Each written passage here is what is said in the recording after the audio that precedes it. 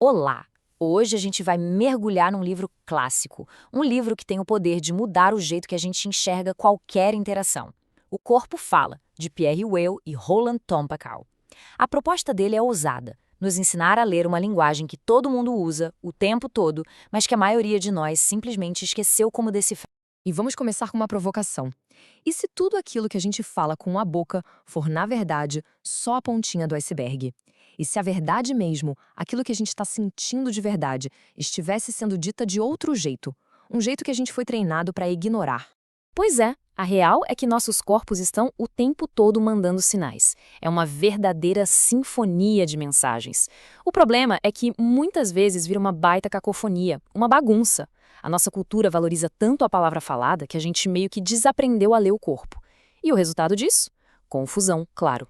Mensagens que se contradizem e um monte de mal-entendido. E o legal é que os autores não vêm com um papo acadêmico super denso, não. Eles mesmos chamam o livro de cartilha. Pensa nisso, é como um manual de alfabetização, sabe? Para a gente reaprender a ler a linguagem mais básica, mais antiga de todas, a do nosso próprio corpo. E a analogia que eles usam, olha, é perfeita. Aprender a ler o corpo é que nem aprender a andar de bicicleta. No começo, parece meio esquisito você ficar pensando em cada movimento. Mas, de repente, vira algo natural, automático. E o melhor de tudo, ao contrário da bicicleta, aqui não tem tombo, não tem joelho ralado, é um processo de redescoberta de uma habilidade que, no fundo, já está aí dentro. Bom, agora a gente vai para o coração do método do livro. Para a gente conseguir decifrar essa linguagem toda, eles nos dão uma chave, uma ferramenta poderosa, a ideia da esfinge humana. Pensa nessa figura aqui, um ser antigo com partes de vários animais e um rosto de gente. Segundo os autores, esse símbolo não é só uma estátua antiga, não. Ele é um mapa da nossa própria estrutura psicológica. Cada parte dele representa uma força que atua dentro de nós. E aqui está o mapa, bem mastigadinho.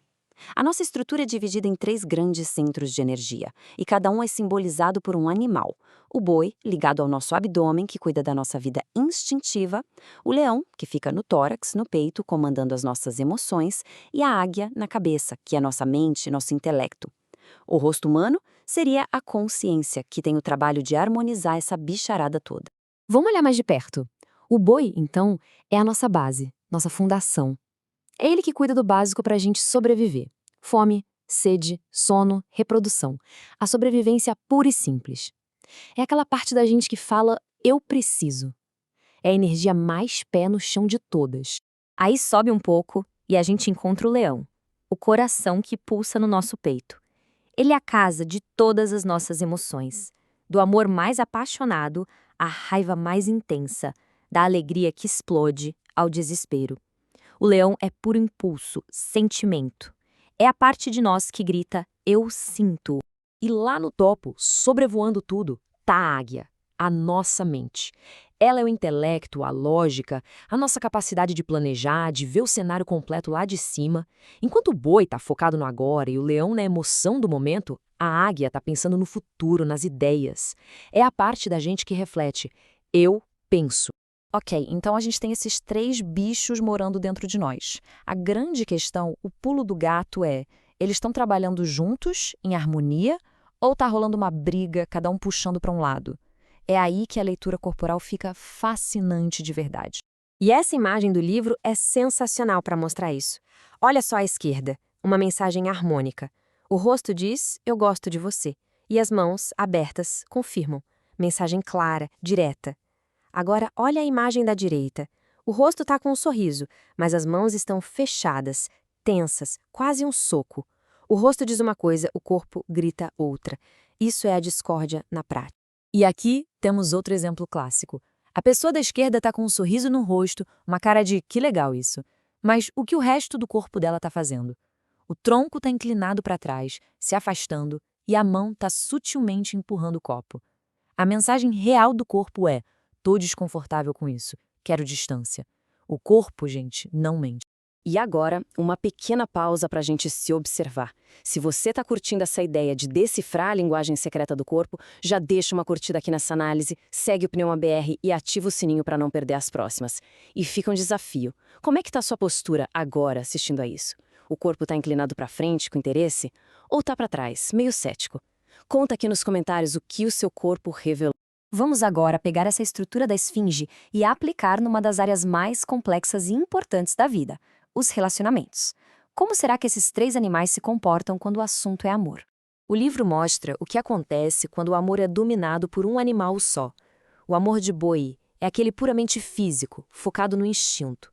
O amor de leão é o puro romance, cheio de sentimento, mas que às vezes ignora a realidade. E o amor de águia é quase um contrato, um cálculo de interesses, sem calor, sem paixão. Todos eles, sozinhos, são incompletos. E essas ilustrações do livro são muito fortes. Elas mostram o resultado desses desequilíbrios.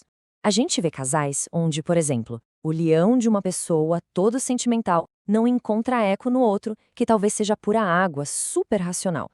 Ou o boi de um que busca o contato físico e não encontra essa mesma necessidade no parceiro. Esse desalinhamento é a receita para muita frustração. E qual seria o ideal, então? O livro chama de amor completo. E olha que bonito. Não é só a união de 2 pessoas. É a união de 2 esfinges inteiras. São os 2 bois, os 2 leões e as 2 águias. Todos os 6 seres conversando em total harmonia. É uma sintonia completa no nível físico, no emocional e no intelectual. Mas essa análise toda não serve só para a gente ficar julgando os outros, não.